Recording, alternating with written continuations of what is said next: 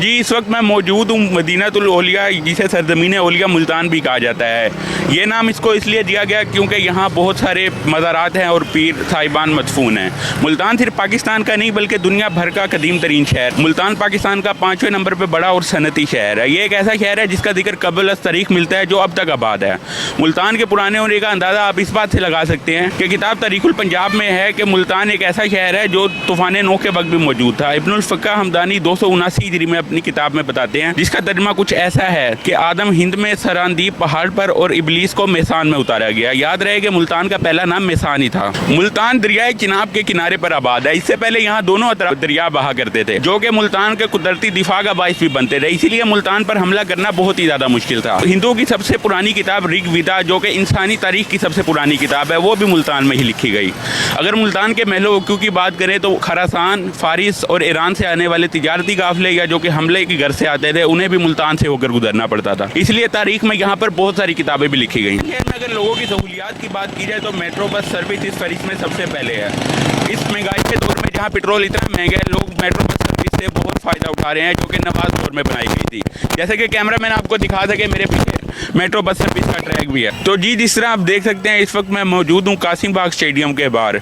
इसके नाम की बुनियाद भी किला कासिम बाग के नाम पर ही रखी गई। इसे 1980 में तामीर किया गया था और यहाँ पर आखिरी टेस्ट मैच भारत और पाकिस्तान के माबैन खेला गया था। इस वक्त ये स्टेडियम इस्तेमाल में नहीं है क्योंकि इस स्टेडियम को शिफ्ट कर दिया गया है मुल्तान इंटरनेशनल क्रिकेट स्टेडियम में, जो कि मुल्तान की आबादी से थोड़ा बाहर बना हुआ है। ये स्टेडियम बिल्कुल टूट फूट का शिकार है और इसकी तदीनो आरइश का काम भी जारी है। इस वक्त मैं मौजूद हूँ मुल्तान के दमदमा पे। पुराने वक्तों में इसे पूरे शहर का नज़ारा करने और फौजी हदूद को देखने के लिए इस्तेमाल किया जाता था। ये दमदमा है, अब इसको रेनोवेट करके तफरीह मकाम बना दिया गया है। इसके अंदर आर्ट गैलरी भी मौजूद है जहाँ पुरानी तस्वीरें लगी हुई हैं। मुल्तान को सरजमीन औलिया भी कहा जाता है। इसकी वजह यहाँ पर मदफून बहुत से पीर हैं। जैसे कि आप अगर मेरे पीछे देख सकें तो शाहरुख ने आलम मुल्तानी का दरबार मौजूद है। इसके अलावा यहाँ पर बहाउद्दीन ज़िक्रिया, उस्मान, बीबी नेक दामन और भी बहुत से मज़ारात मौजूद हैं। और आपको मेरा कैमरामैन दिखा सके कि किला आज भी यहाँ पर मौजूद है और यहाँ पर मिट्टी के टेले हैं। और क़याम पाकिस्तान से पहले तक यहाँ पर लोगों की हड्डियों के ढांचे भी मिला करते थे, जो कि पुरानी जंगों में शहीद हुए। जैसा कि मैंने आपको बताया था कि शहर के दोनों तरफ दरिया बहता था, दरियाए रावी,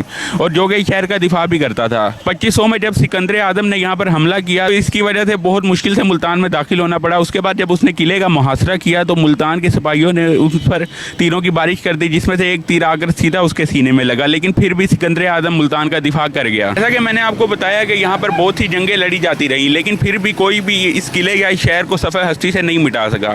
सिकंदर आदम के दौर से लेकर 1848 बरतानवी दौर तक बहुत सी जंगें लड़ी गई। यहाँ पर पहली मस्जिद की बुनियाद मोहम्मद बिन कासिम ने रखी। अगर मुल्तान शहर के नामों की बात की जाए तो इस शहर को बहुत सारे नामों से जाना जाता रहा। सबसे पहले मेसान, कशकपुरा, हंसपुरा, मुल्तान और उसके बाद फिर मुल्तान। जब मुल्तान को मोहम्मद बिन कासिम ने फतह किया तो यहाँ पर बहुत से मंदिर मौजूद थे। उसने यहाँ पे मंदिरों में मौजूद जितना भी सोना और सोने के दरवाजे, हीरे जवाहरात थे, उनको माले गनीमत में जमा करवाया, लेकिन उन मंदिरों को वहीं के वहीं आबाद रहने दिया गया। यहाँ पर मुल्तान के पुराने गेटों में हरम गेट, लोहारी गेट, पाक गेट, दौलत गेट, दिल्ली गेट शामिल हैं।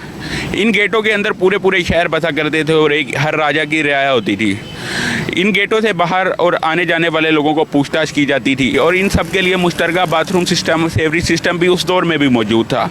और ये गेट ताहाल मुल्तान शहर में अभी भी मौजूद हैं, जो कि पाकिस्तान के चंद शहरों में ही लाहौर और मुल्तान में मौजूद हैं। मुल्तानी सोन हलवा जो कि दुनिया भर में मशहूर है और मुल्तान के नाम से जाना जाता है। इसके अलावा हरम गेट की खीर, कैंट की चाँपें और उसके अलावा दिलमीर के पेड़े भी बहुत ज़्यादा मशहूर हैं। मुल्तानी फल में सबसे ज़्यादा मुल्तानी आम, जो कि बहुत ही कसीर तादाद में यहाँ पर पैदा होता है और दुनिया भर के ममालिक में गिफ्ट के तौर पर भेजा जाता है। इसके अलावा अगर मुल्तान शहर में सेहत की सहूलियात की बात की जाए तो जनूबी पंजाब का सबसे बड़ा हॉस्पिटल, जो कि अब्दुल रब निश्तर के नाम पर रखा गया, निश्तर अस्पताल, इसके अलावा शहबाज शरीफ DHQ अस्पताल और चौधरी परवेज इलाही इंस्टीट्यूट ऑफ कार्डियोलॉजी शामिल हैं।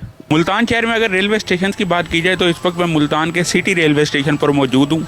मुल्तान में 2 रेलवे स्टेशन है, एक सिटी रेलवे स्टेशन और इससे कुछ फासले पर कैंटोनमेंट रेलवे स्टेशन, जिसे छावनी मुल्तान कहा जाता है, वो भी मौजूद है। ये स्टेशन कुछ अर्सा पहले तक कामयाब था और बहाल था।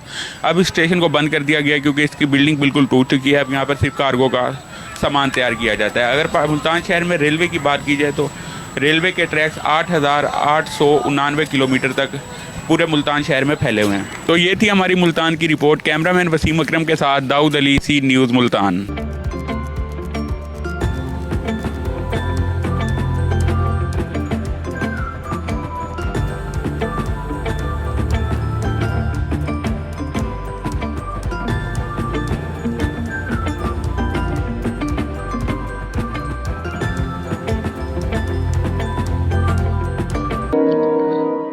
रिस्क अल्लाह के हाथ में है और कभी कभी रज़ाक रिस्क की तकसीम का एहसास उन लोगों को भी अता फरमा देता है कि जो हालात की कड़ी धूप में शजरे सायादार होते हैं।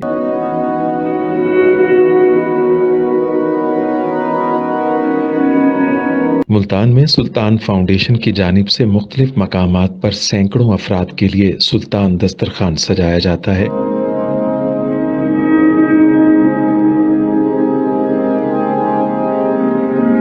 हर इंसान सुल्तान दस्तरखान का मेहमान बनता है।